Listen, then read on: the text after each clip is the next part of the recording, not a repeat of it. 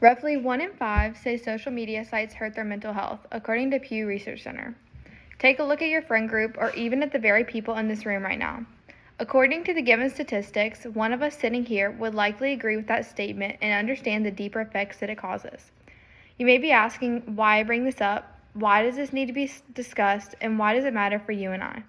Well, for starters, like I mentioned above, it is likely that one of us in this room understands the damaging effects of social media.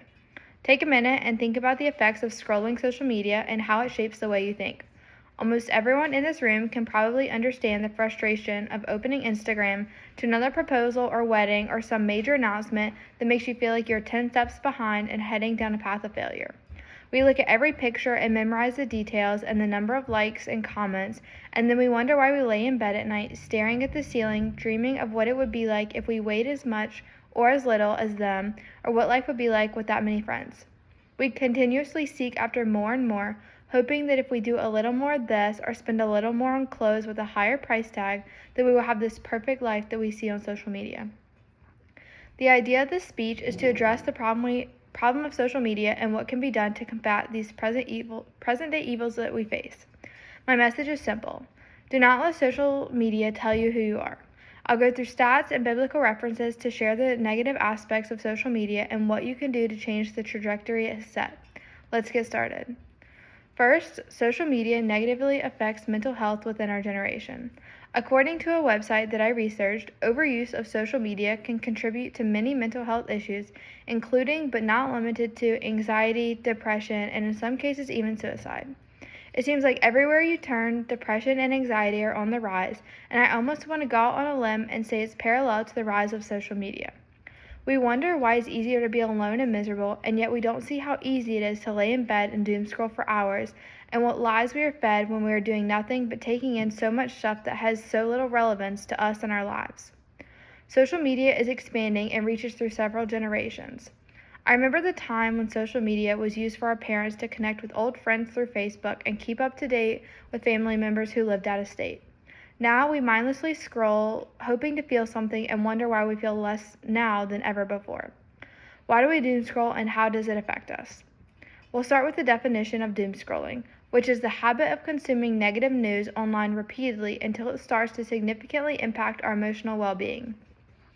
1 minute we are just going to look at a few things before going to bed, and the next minute or hour we're deep in a hole of social media that is filled with lies and false realities. The more negative we take in, the more negative we let out. There's a popular phrase that discusses the idea that if you have a group of bad friends, you are likely to follow that example. The same applies for surrounding your mind with negative and bad things. You will write out the good thoughts and suffocate the truth. The same way you can choose your friends, and if you choose good or bad friends, is the same way you can approach social media. Will you let it ruin your mind, or will you draw the boundary? We know the outcome. We have seen the stats. We are humans, and it is inevitable to avoid the negative consequences when we willingly place ourselves directly in the fire. Why is it important to stop the doom scrolling before it's too late? We have the power to take control over what we put through our mind. We make the choice. Do you want to suffer through a situation you know you can prevent or limit, or would you rather drown in a pool you can swim in? By limiting our intake of social media and the overconsumption of these false realities, we are setting ourselves up for success in this life. The choice and will always be ours to make. Limiting screen usage and increasing personal interactions can limit the negative effects caused by social media. So what do we do now? It is said that having fewer connections with people can be an impact on mental health. So my idea is encourage community. Do not forsake the gathering with the people around you. It is much easier to come home every day, go into your room, lock the door, and be alone. While it is not inherently bad to spend a day alone to rest, it is important not to get in the habit of doing life alone. We are not created to live alone without community.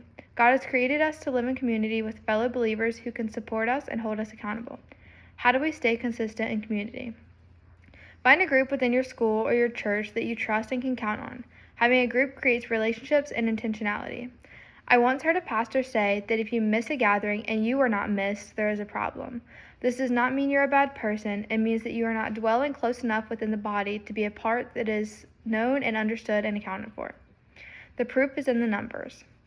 After doing extensive research and relating the effects of mental health issues to social media, it is evident that we can make the change. You get to choose what apps are easily accessible to you. You also get to choose how much time you allow yourself to sit on these apps that serve no eternal purpose.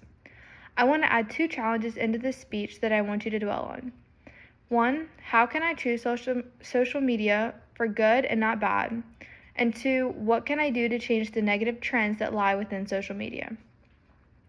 So what happens if we take matters into our own hands? Well, for one, we benefit in the end.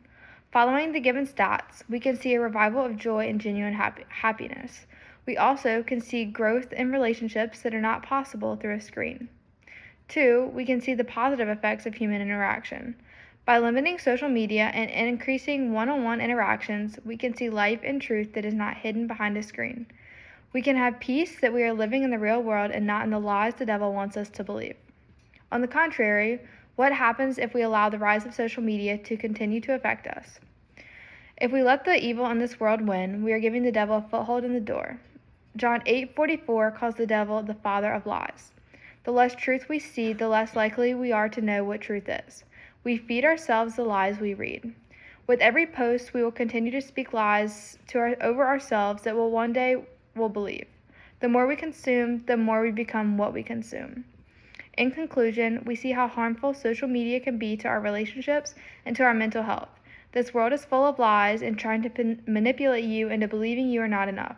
The truth is simple. You are exactly who and what God created you to be, and social media does not have the final say on your life, so stop giving it the power that it does not deserve.